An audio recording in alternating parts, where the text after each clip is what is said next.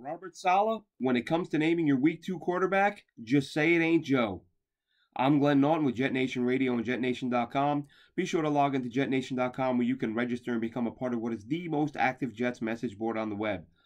Active, the opposite of what the Jets were on offense today, as Gang Green scores just 9 points in a 24-9 loss. The kicker missed an extra point. Greg Zuerlein missed an extra point. He missed a field goal early on. The Jets were a little sloppy on offense with some drops, some poorly timed drops, would-be first downs that ended drives. But Joe Flacco was the main cause of the Jets' problems on offense today. I was optimistic based on his one start with the Jets last year. I'm not sitting here saying he was Patrick Mahomes. I'm just saying that he was a functional quarterback. He hit on some throws. Couldn't do it today. Yes, when Baltimore went into a zone and he was able to pick them apart when it was all garbage time, he made a couple of throws. But if we're being honest with ourselves, Joe Flacco was a complete disaster, completely unable to avoid the rush. And I see people saying, well, he was under a lot of heat today. The pass blocking wasn't great. Listen, there were at least 5 throws in big spots where Joe Flacco had all the time in the world, and he just held on and held on and held on, and he took the hit. Now, we won't know till we see the All-22, but you're going to have a hard time getting me to believe that with all these guys the Jets have on offense, that nobody was open with all the time Joe Flacco had on some of these plays where he just held on to the football and either threw it away late or took the sack. Ugly game all around. You cannot at this point, if you're Robert Saleh, just hand him the week 2 job. I mean, fans want something, even if it's Mike White. Chris Streveler, you're not going to convince me he would have been any worse today than Joe Flacco.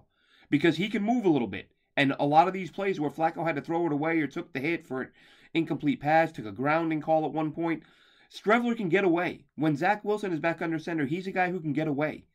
And then defenses can't be as aggressive. But when it's Joe Flacco, they were just sending the house, knowing that Flacco would have no defense or no way to get away from their defense. So, listen, Joe Flacco might be a super great guy. He's got himself a Super Bowl ring. Good for him. But at this point in time, he brings nothing to the Jets on offense, and he is not any part of the future. If you go with Mike White right now or Chris Streveler, you can at least say we're getting reps for what we hope will be our future backup. And, a piece moving forward. Joe Flacco playing like this does absolutely nothing for you, and you don't think teams are going to look at this and see that he's even less mobile than he's been in years past, and they're not just going to send everybody after Joe Flacco? It's going to happen. The Jets are going to struggle on offense if they don't make a move. Flacco, again, it wasn't all him. Don't get me wrong. We saw a drop from Corey Davis, but in fairness to Davis, after that first drop, he made 3 or 4 really nice catches. So let's hope, he continues trending in that direction. We talked all offseason about how the drops last year were an aberration. Well, I did. I know a lot of people were still down on him. He had that first drop, and I rolled my eyes, kind of here we go again. And then he made a great leaping grab over the middle. He made a couple of sliding catches on balls that were in the dirt. He made a leaping catch over a defender in the flat from Flacco late in the game. So Corey Davis showed out a little bit after that initial drop. Garrett Wilson, why isn't he out repping Braxton Berrios? I have no idea. He only had a couple grabs. We saw on the 3rd and 10 play where he avoided 3 defenders and broke a tackle and got 9.5 yards. I mean, that was a real shame. That would have been a huge play if he gets that first down earlier in the game. But you saw there what he's capable of, and I'm not knocking Berrios. I'm just saying that Garrett Wilson is the first-round pick, and there's a reason for that. He's a better player. Get your best players out there. And right now, Joe Flacco isn't your best quarterback, and Braxton Berrios, again, nice player, but I'm taking Garrett Wilson every time. And that's not to say Berrios shouldn't be getting reps. He just shouldn't be out repping Garrett Wilson. Elijah Moore, kind of a quiet day, had a couple of catches. Looked like he had a touchdown late, but got called for a push. The running game, Michael Carter, looked all right. Breece Hall. Again, we talked about this with Denzel Mims last year, Corey Davis last year. These guys who never have drops issues, never have fumble issues. Something happens when they put on the damn green and white, right? Breece Hall in college averaged a fumble every 200 touches. With the Jets, he fumbles on his 9th touch. Couldn't even make it to number 10. Gets a fumble, turns it over. It was just an ugly, ugly day on offense. So it's got to get cleaned up. The silver lining, the one positive is that you look at this and say, the Jets had guys making plays, and if they had a quarterback under center who could make plays with his legs and throw on the run, like Zach Wilson, this may have been a much different game. Because the defense, by and large, was fantastic. You knew sort of early third quarter that the Ravens were going to blow the lid off this thing because the defense was going to get gassed. And that's what happened. It looked like there was a miscommunication on a deep ball, 55-yard touchdown pass. It looked like Sauce Gardner passed the receiver off to LaMarcus Joyner, and Joyner just got cooked. 55-yard TD pass. A lot of people getting on Bryce Hall for the TD pass. The first Ravens touchdown pass, he was in man-to-man coverage. Listen, the coverage can't be any better. It really can't, and it literally can't. Rich Cimini tweeted out, Next Gen Stats said that the separation or the chance of completion on that pass was 0.11, the lowest percentage on a pass that was actually completed, in 5-6 years, whatever it was. Hall was in his pocket. He got his hand up between the receiver's hands. He swatted the ball while it was in the receiver's hands, and the receiver just clutched it, pulled it in, and held on. Hall didn't do anything wrong there. Could his technique, you can sort of, split hairs over he could have done this better, he could have done that better. Bottom line, he's in the dude's hip pocket, gets his arm between the receiver's hands, hits the ball while he's trying to pull it in, and the guy just made a play. I mean, you can't tell me, he got smoked on that play. He didn't get smoked. Like I said, lowest percentage of a likely completed pass to be completed, according to Next Gen Stats over the past few years. So Hall didn't exactly, it's not like he went out there and got smoked. So Flacco throws for 313, but really misleading. A lot of sort of dinking and dunking late in the game when the Ravens had backed off a little bit. But again, some impressive catches from Corey Davis. Like I said, he ended with 6 for 77. Garrett Wilson 4 for 52. Hall had the fumble that I mentioned. Conklin had a killer fumble. Scored the only touchdown late in the game. Again, garbage time touchdown, but just unfortunate timing with the lost fumble. And I think it's time. I nearly tweeted this out, and my good friend Dylan Terraman tweeted out exactly what I was thinking. So I just figured I would address it here. At what point do we start saying Braden Mann might not be the guy to be the punter for this team moving forward? We saw all the clips and the highlights and the videos when he was drafted that he could boom at 70 yards. That's not happening. Shanked one today. He's been an average punter for a few years now, and it's just frustrating watching these other teams punting and kicking. The Jets haven't been very good for a few years. I turned on the Browns game. They got the rookie kicker, the kid out of, I believe, LSU, bangs a 58-yarder through with 8 seconds left to go to win the game. And the Jets haven't had a kicker in 5, 6, 7 years. It's absolutely ridiculous. After the game, Robert Saleh says, of course, that the Jets are a young team, little mistakes, which isn't wrong.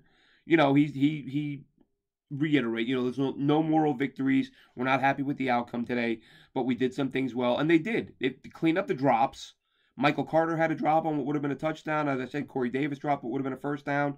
So there were some key drops in the game, but you can't say enough about the way the defense played. Again, hiccups on offense, defense, perfect, no, but they kept the Ravens running backs under 3 yards per carry. And the reason that I said this game would be a loss, the plays Lamar Jackson can make with his legs. And on one of the Ravens scoring drives, it looked like the Jets had him sacked, but he was able to wiggle out of it and throw the touchdown. Earlier in the drive, it looked like they had him sacked. I believe a defender even tried to wrap his legs up. Lamar jumps over him and scrambles for a first down. The guy just makes plays that other quarterbacks don't make.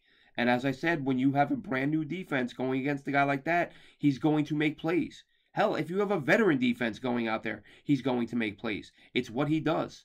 It's why he just apparently turned down like $1 trillion contract. But you can do that when you're Lamar Jackson. And let's face it, he probably wants to go to Miami. So again, defense with lights out in the run game. The linebackers, we saw plays from Quan Alexander, which Dylan and I both said before the game the Jets were going to need him to make plays to keep the Ravens in check, which the Jets managed to do for 2.5 quarters or so. Quincy Williams had a big play. Quinnen Williams had a big play early on a third down play from inside Baltimore's red zone. He was able to beat a blocker, get both hands up, and bat a pass down. So there were big plays. The defense made plays throughout the day. There's just the offense didn't help them out. And it's that familiar feeling. Even as bad as the Jets have been for what feels like forever now, there have been some days where the defense shows up and the offense is so bad, it's so ineffective that you're watching the game and you just think it's only a matter of time before this team puts up 2 or 3 touchdowns in the from sort of middle, late third quarter through the fourth, because the defense is going to get spent. And that's what happened. And to their credit, they look at that Ravens last drive. Quan Alexander, who I just mentioned, had a huge hit, and then, I believe Quincy Williams followed right by. Like, these guys were still playing. This game was over. It was 24-9 with a couple minutes to go. And this defense was still playing hard. Then on the following play, DJ Reed makes an absolutely fantastic interception. So, the positives moving forward is that the defense made some plays. They absolutely shut down the run. Weren't perfect against the pass. I mean, I think probably LaMarcus Joyner, who he got beat on a couple of big plays, probably the biggest red flag on defense in terms of the big scoring plays the Jets allowed today. He got beat a couple times, and his first game back, his first game as a Jet after missing last year with an injury. So LaMarcus Joyner's a little bit of a concern, but the corners, you gotta feel good about the corners. I feel great about the way Reed and Sauce played. Sauce with a big play on Andrews, which is something I wondered throughout the week as Dylan and I were previewing the game, and I'm looking up and down this Ravens roster. I'm thinking to myself, Andrews is probably the best receiver they have at tight end, but he's the best pass catcher on the roster. And I wonder, do you see Sauce on him? But then you think back to last year when Robert Saleh said, we stay to our scheme, we don't move guys around, blah, blah, blah. Well, they did, and I'm glad they did, and maybe that's a sign of growth for Robert Saleh, because that's what we wanted to see last year, and that's what we saw week 1 this year. So we actually did see Sauce on Andrews, which I thought made sense, but didn't expect it because of, again, the way the Jets explained last year. They weren't going to move guys around to accommodate players. It was just going to be play what the system is. So again, nice day for Sauce, nice day for Reed. Not such a great day for Joyner. We did see Whitehead make some plays. We saw some plays from the linebackers. Again, the Jets on defense were solid. We're very good.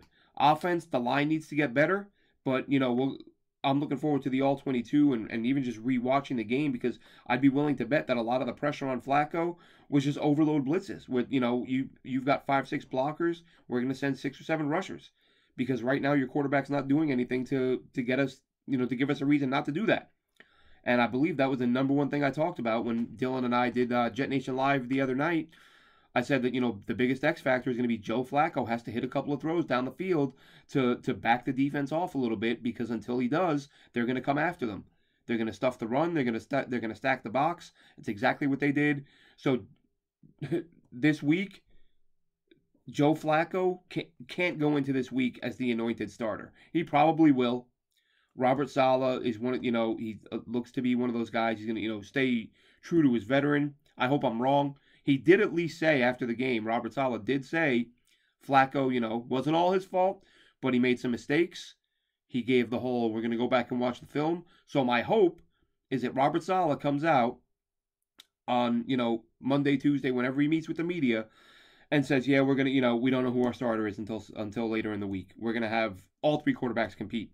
And why not? Let Streveler, White, and Flacco compete, and may the best man win. And I'll tell you what, if it's Flacco again, then what the hell's the point of having Streveler and White? Because you really can't do a lot worse than Flacco did today. That quarterback sneak, oh my God. He looked like an old man falling over, getting up out of his chair. Literally just took the snap and kind of slowly fell forward. And the broadcast, oh, I think he got it. Got what? He lost yardage on a QB sneak. It was atrocious.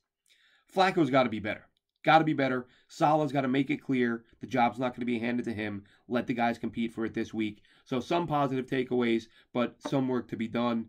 That's it for tonight. Look forward to getting together with Dylan later in the week. We'll talk about the loss. We'll preview next week's game, and hopefully have some thoughts after watching some All-22.